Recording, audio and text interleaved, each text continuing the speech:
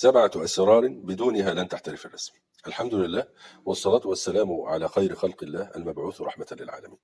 أسرار مهمة في الرسم بدونها لن تحترف الرسم.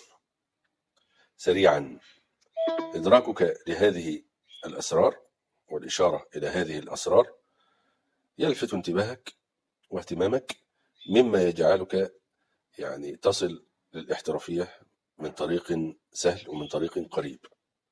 أسرار الرسم معانا 7 أسرار نتحدث عنها ونشير إليها من خلال رسم هذا المنظر الذي بين أيدينا. منظر ساحلي، بحر وشاطئ وأشجار وجبال بعيدة، منظر من المناظر الجميلة. دايما المناظر الساحلية، المناظر اللي فيها المياه، هي من المناظر الجميلة. خلونا في أسرارنا النهاردة وفي درس النهاردة قلنا 7 أسرار. السر الأول زي ما احنا شايفين، أنا دربت اللون الكشميري. الألوان لا توضع بشكل صريح، ممكن الإنسان يشوف الصورة اللي ممكن الرسام يشوف الصورة اللي احنا بنرسم منها دي، شوف البرتقالي اللي تحت في الأفق من تحت في السماء، ممكن يعمل لون برتقالي ويعطي اللون البرتقالي، وأيضا في اللون السماوي ممكن يعمل لون أزرق وأبيض أو لون شاذ ويدي لون السماء، وبذلك مش هيكون أبدا شغلك جميل ومش هيكون بشكل لائق. يبقى أول سر معانا إن أنت وأنت بتحط ألوانك لازم تكون ألوان مدربة مش صريحة. البرتقالي يا دوبك واخد شعرة برتقالي خفيفة جدا، واللون أصلا يعتبر بني اللي احنا حطيناه، ولكن واخد وعاطي ناحية البرتقالي. ده سرنا الأول. وكذلك في كل الألوان، في الأخضرات، في اللون المية نفسه واحنا بنعمله، والظلال وجسور الظلال، لازم يكون اللون بشكل غير صريح. شوف لون الجبل، حطينا السماء اهو لون صريح، لا شكله مش كويس، لازم نطفيه ويا دوبك يكون واخد ليام الزرقاء بشكل خفيف كده. الواناتنا كلها تعتبر في الرصاصيات. شفت الرصاصيات اللي هو اللون له الغامق وله الفاتح، اللي هو الالوان اللي مش صريحه، في البرتقاليات، في لون السماء، في لون الشجر، في كل الواننا ما ينفعش نحط اللون صريح. الموف صريح او اللبني صريح او الاخضر صريح او البرتقالي صريح، لازم تكون الوان مدربه وينطفي اللون يدو، يكون واخد ليم اللون اللي احنا بنرسمه. ده سر مهم جدا من اسرار الجمال. للجمال اسرار، وده سر حقيقي مهم جدا لازم تراعيه وانت بترسم. يبقى ما تحطش اخضر صريح، ما تحطش ازرق صريح. الالوان الصريحه ابتعد عنها تماما، لانها هتفسد عليك المنظر اللي انت بترسمه. السر اللي بعد كده تابعوا معايا في الوقت المناسب، هقوله لكم حتى يستوعب الامر وتستوعب الفكره. طبعا لازم كلام كررناه قبل كده كتير، لازم وانت بترسم بتدي الوان مبدئيه، بتبتعد عن الملامح بتكون الاخر. شوف وانا بدي الخضره على الجبل برضو نفس الكلام، الالوان مش صريحه. الالوان الاخضر لو نظرت للباليته اللي انا شغال منها هتلاقي اللون بيكون مش صريح، مش اخضر صريح زي ما احنا شايفين اهو. حتى الاضاءه مش بتكون صريحه، كلها الوان مطربه، الوان زي ما قلنا في الرصاصيات، الالوان اللي هو البين البنين، مش الوان صريحه. الرسم وجمال الرسم وجمال الرسمه بتاعتك لازم تكون الوانك كلها مش صريحه كما قلنا.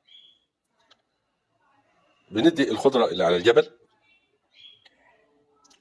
بالواننا الغير صريحه، واللي هو السر بتاعنا المهم الاول. طيب السر الثاني، خد السر الثاني. السر الثاني لازم في الوانك يكون فيها حاجه اسمها اعلى ضوء وحاجه اسمها اعلى ظل. انت بتحط بطبيعه الحال اضواء وظلال، فاتح وغامق، ولكن لازم يكون معاك في شغلك اجزاء تاخد اعلى ضوء على الاطلاق، واجزاء تاخد اعلى ظل على الاطلاق. والكلام ده هنبينه بلمسات معينه. خليك معايا في الكلمتين دول. لازم يكون معاك اعلى ظل واعلى ظل واعلى ضوء. ده بيحدث معاك تباين وبيكون سر خطير من اسرار الجمال. الكلام اللي احنا بنقوله مش كلام حشو وخلاص، ده كلام معلومات مهمه، وهي بالفعل اسرار من اسرار الجمال. ركز معايا، ولازم يكون في ثقه بينك وبيني كواحد عايز تحترف. الكلام طبعا للمبتدئين احترامي وكل الاحترام للرسامين الكبار، وهم مدركين الكلام اللي انا بقوله ده كويس. فالكلام للناس اللي هي عايزه تحترف والناس اللي بتنبهر بالشكل، عايزين يعرفوا اسرار الجمال. لاحظ معايا الان انا بضرب ضربات اللي هي اعلى ضوء، لازم يكون في حاجه اعلى ضوء في الاخر كده، وبنختار مكان معين اللي هو المكان القريب من الضوء المواجه للضوء، وبنحط فيه اعلى ضوء بتاعنا. تعالوا احنا خلصنا الجبال البعيده دي بملامحها الضعيفه، سواء حطينا اعلى ضوء او اعلى ظل مناسب للبعيد. يعني اعلى ضوء مش المضيء جدا، ولكن هو مناسب للمكان البعيد ده. وكذلك اعلى ظل ما حطيناش اللون الاسمر، ولكن كلها الوان ضبابيه والوان ضعيفه مناسبه للبعد اللي احنا حطيناه. شوف معايا وانا بجسم الصخور اللي معايا دي عشان يعني اشير لك والفت انتباهك من الكلمتين اللي احنا قلناهم. احنا قلنا لحد دلوقتي سرين، فاضل 5 اسرار، وكلهم اهم من بعض في الحقيقه. كل الاسرار دي اهم من بعضها، وبها وبالانتباه لهذه الاسرار اكيد هتصل الاحترافيه بسرعه، وانك تطلع منظر ملفت وجذاب ومبهر للناظر من اول وهله. تلاحظ ان انا عملت الصخور اهو، وعملت اماكن مظلله واماكن فاتحه، الفاتح في وش الضوء والمظلل في الاماكن البعيده عن الضوء. ولكن بفكرك الفاتح ده لسه هياخد اعلى ضوء، والغامق ده لسه هياخد اعلى ظل اللي هو السر الثاني. ولكن هنسيب اعلى ضوء واعلى ظل لما الالوان تشد شويه عشان يقبل معانا الاضاءه والظل. وعلى ما الالوان تشد نشتغل في الميه. تلاحظ في الميه ان انا يعني بدات بالالوان بالاماكن المظلله، لان الميه فيها اضواء وظلال، مسطح الميه فيها اضواء وظلال ايضا. الظلال دايما بتكون في الاماكن اللي تحت الاشياء القريبه من الشاطئ القريبه من الصخور، بتكون الصخور عامله ظل على الميه، بدانا بيها زي ما شفنا. ونبدا في الاماكن الفاتحه المضيئه، بدانا نحط اللون الافتح اهو، وبندمجهم في بعض هكذا.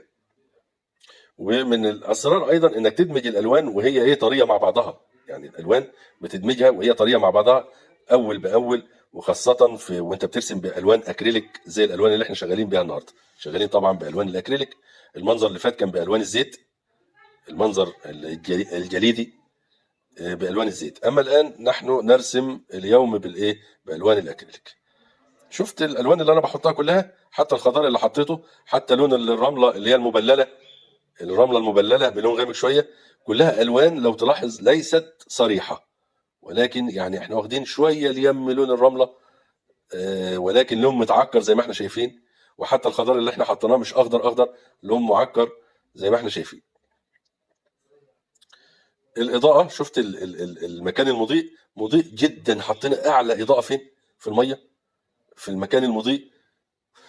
وطبعا اعلى ظل تحت الصخور زي ما قلنا، لازم يكون في اعلى ضوء واعلى ظل، والتدريج اللوني اللي احنا شايفينه ده، وهنشوفه اكتر واحنا بنعمل الصخور. ولكن بعد ما ندي الرمله الفاتحه، طبعا الجزء اللي احنا اديناه بالبني الفاتح ده، اللي هو اغمق نسبيا من الاصفر اللي احنا بنحطه ده، المنطقه المبلله من الميه، لما الموجه بتطلع بتبل الرمله فادت لها اللون الغامق اللي احنا شايفينه ده. ودي الرمله الفاتحه المضيئه الجميله. خد بالك احنا خلينا اللون اغمق شويه، وبندي ظل ورا الحجاره هناك بلون اغمق شويه، لون مناسب.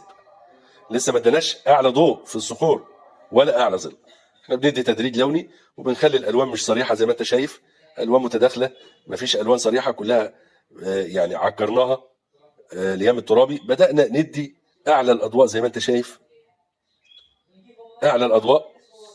واحنا بندي اعلى الاضواء هقول لكم على السر الثالث والمهم جدا، ان انت وانت بتدي الاضواء والظلال لازم تدي بفرشتين. بتحط الضوء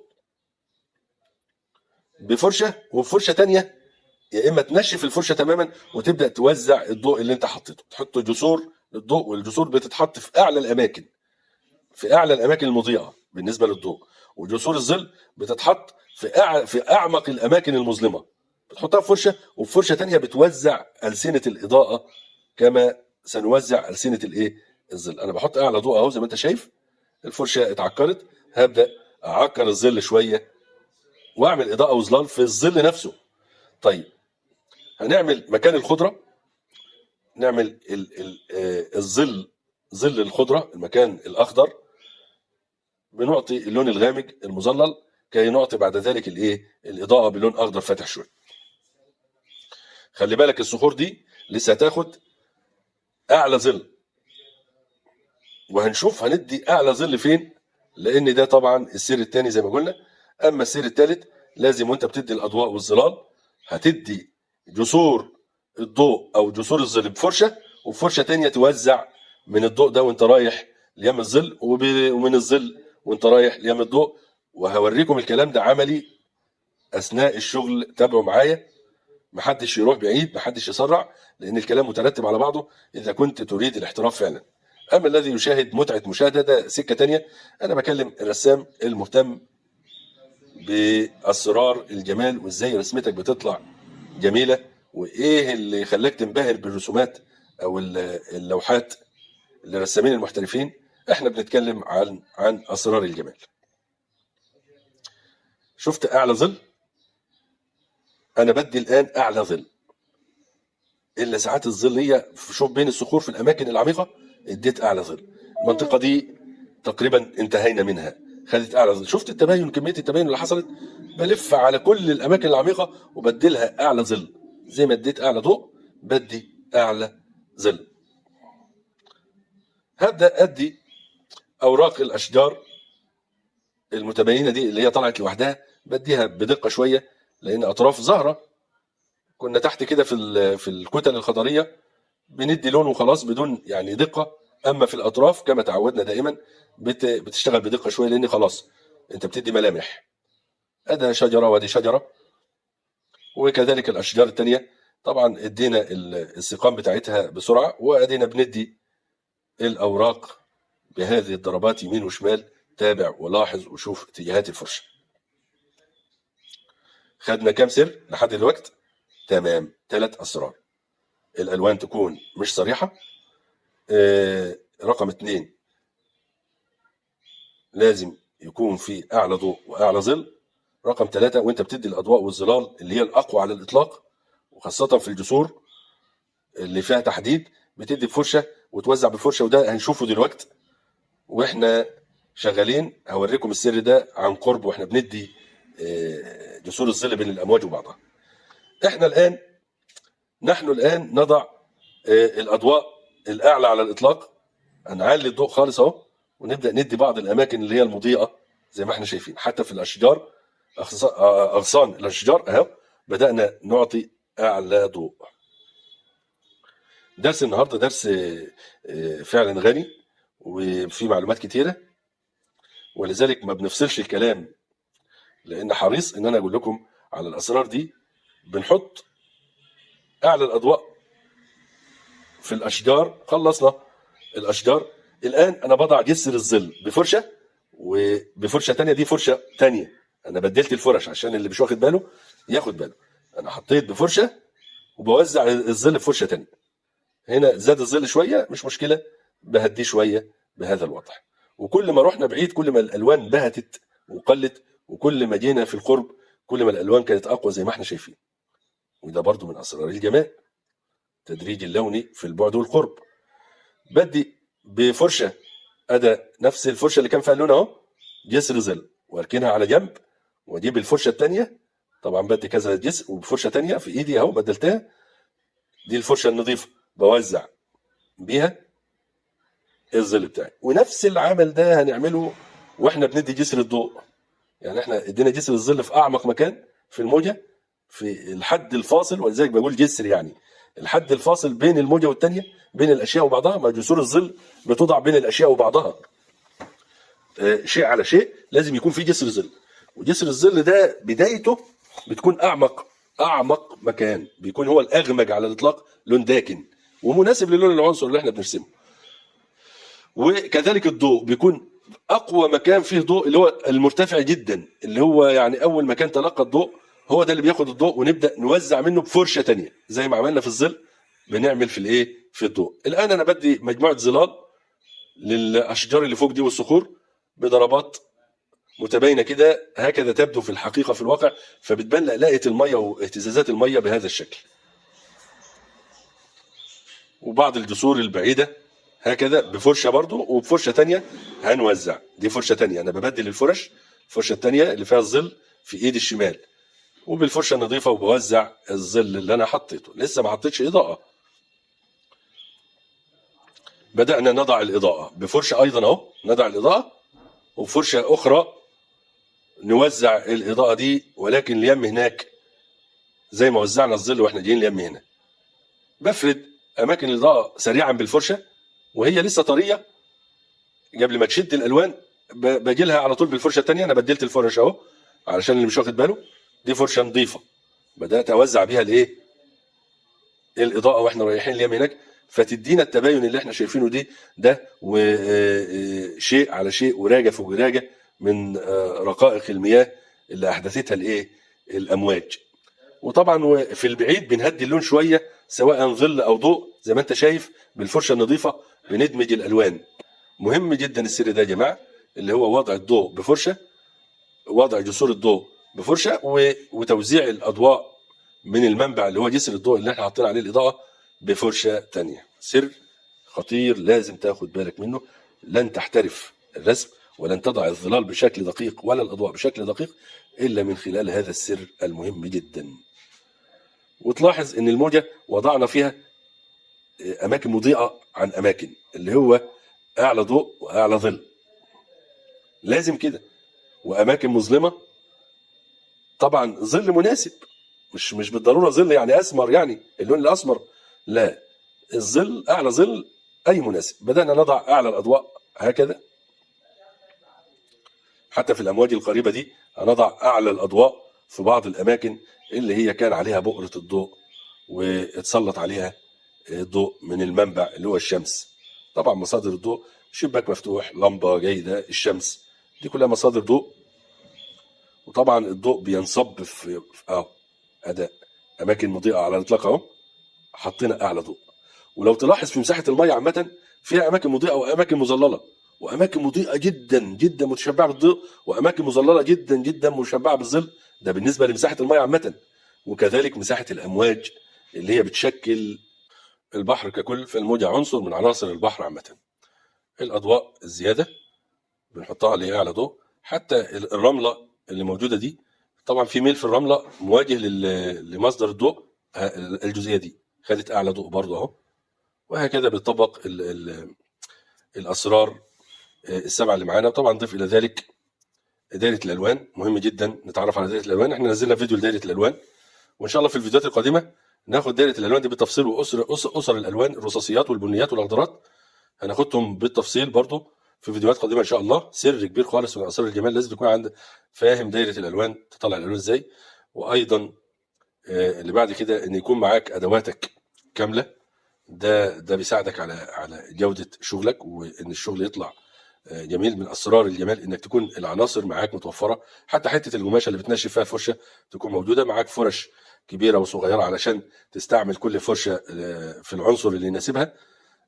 ده بيخليك تتقن اكتر. وضيف الى هذه الاسرار معرفه الاربع مفاهيم: الخطوط وانواعها، والنسبه والتناسب، والنظرات وانواعها، والضوء والظل. ودي دروس موجوده بالفعل، حابب يرجع لها ونتعرض لها برضه في الايام القادمه وباذن الله تبارك وتعالى. نخصص حلقات لكل مفهوم من دولت نلقي عليه الضوء لوحده من هذه المفاهيم وغيرها من المفاهيم، مفاهيم الرسم. وانتهت رحلتنا بفضل الله تبارك وتعالى. يا رب نكون استمتعنا واستفدنا. وفي الختام بفكركم بالاعجاب بالفيديو دعما لنا كي ينتشر الخير على ايديكم ويستمر. وكل الشكر والتقدير والمحبه والدعوات الطيبه للمتفاعلين والداعمين لنا. وعلى امل اللقاء بكم منظر جديد واجواء جديده ومعلومات جديده. لكم من اطيب المنى واسمى الدعوات، والسلام عليكم ورحمه الله وبركاته.